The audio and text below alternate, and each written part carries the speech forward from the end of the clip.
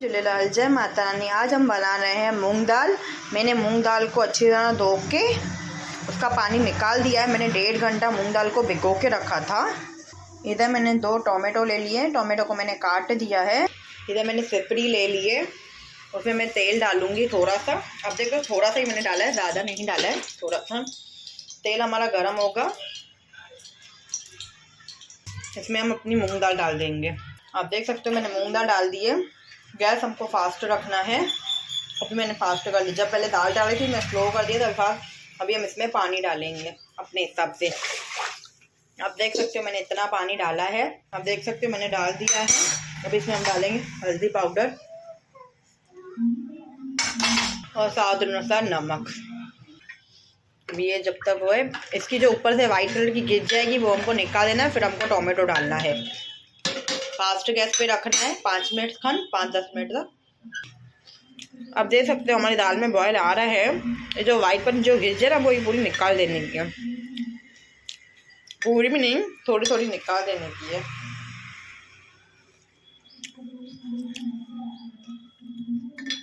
देखिए पूरी मैंने गिर निकाल दी है।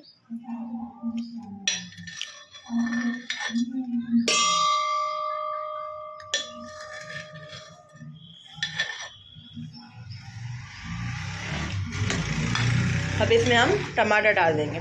थोड़ी थोड़ी थी हमने निकाल दी गिज्ज जो मेन थी। अब इसमें हम टमाटो डालेंगे हमारे, और हरी मिर्च कटिंग करके डालनी है, मैं भूल गई, बस अभी मैं डाल दूंगी हरी मिर्च। और हमको गैस ना फास्ट रखना है ना स्लो रखना है, बीच पे रखना है। फिर हमको दाल को पकने देंगे। आपको चलाते आना है दाल को, जैसे दाल नीचे से चिपक नहीं जाए। कम से कम 25 मिनट लगेंगे। 25 मिनट को हमको चलाते आना है दाल को, जैसे हमारी दाल नीचे नहीं पके तो अच्छी तरह पक जाए। अब हमारी दाल कच्ची है। वीडियो पे बने रहिए। ऐसे रखना है, आधी प्लेट बाहर, मतलब आधा हमको खोला रखना है, इतना भी नहीं, हम ऐसे रखेंगे। और गैस आप देख सकते हो मैंने नॉर्मल फ्लेम की है।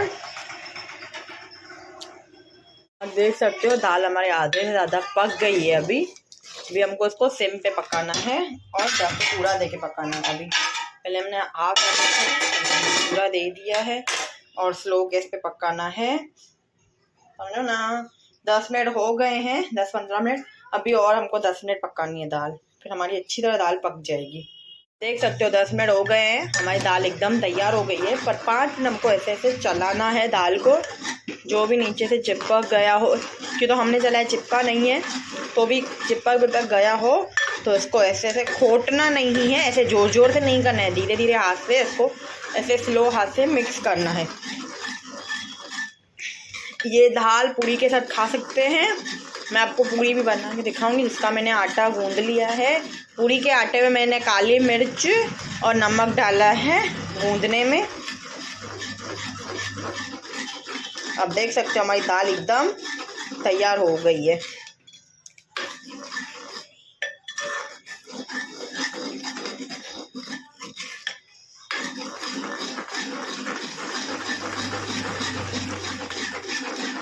इसमें हम हरा धनिया डालेंगे।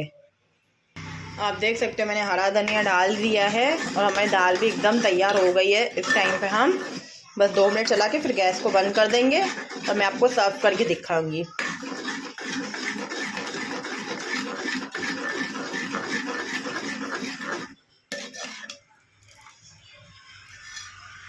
मैंने कढ़ाई में तेल डाल दिया। जैसे हमारा तेल गर्म होगा इसमें हम पूरी फ्राई करेंगे।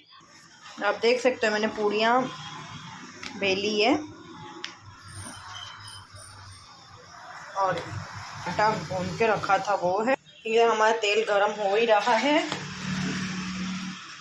और दाल हमारी अच्छी तरह अभी बन गई है। अभी मैं आपको सर्व करके और उसमें मसाले कैसे स्पेशल डालने हैं वो मैं आपको दिखाऊंगी। है घर के ही मसाले, पर कैसे एक दाल को एक नया रूप आ जाएगा वो मैं आपको दिखा रही हूँ। आप देख सकते हो मैंने कटोरे में दाल ले ली है। इसमें मैंने प्याज काट के रखी है। अभी पे मैं दाल के ऊपर लाल मिर्ची डालूंगी। आप देख सकते हो लाल मिर्ची डाली है, थोड़ा सा गरम मसाला और थोड़ी सी आमचूर पाउडर। इसके ऊपर राई जाएगी, मैं आपको दिखा रही हूँ, वीडियो पे बनी रही है। पहले हम पूरी को फ्राई कर लेंगे अच्छी तरह। तेल हमारा अच्छी तरह गर्म हो गया है। आप देख सकते हो फुली फुली पूरी हमारी पूरी बन गई है।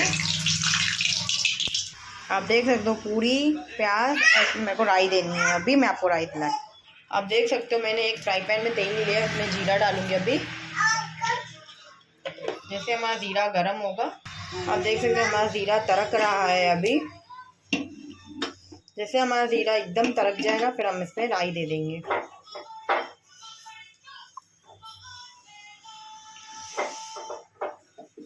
हमारा जीरा तड़क गया है, अभी मैं इसमें राई दे दूंगी। आप देख सकते हो मैंने इसमें राई दे दी है। मेरी दाल एकदम तैयार है। अगर आपको ये लंच अच्छा लगा हो तो प्लीज़ एक लाइक करना, कमेंट करना, शेयर करना। जय झूलेलाल, जय माता रानी।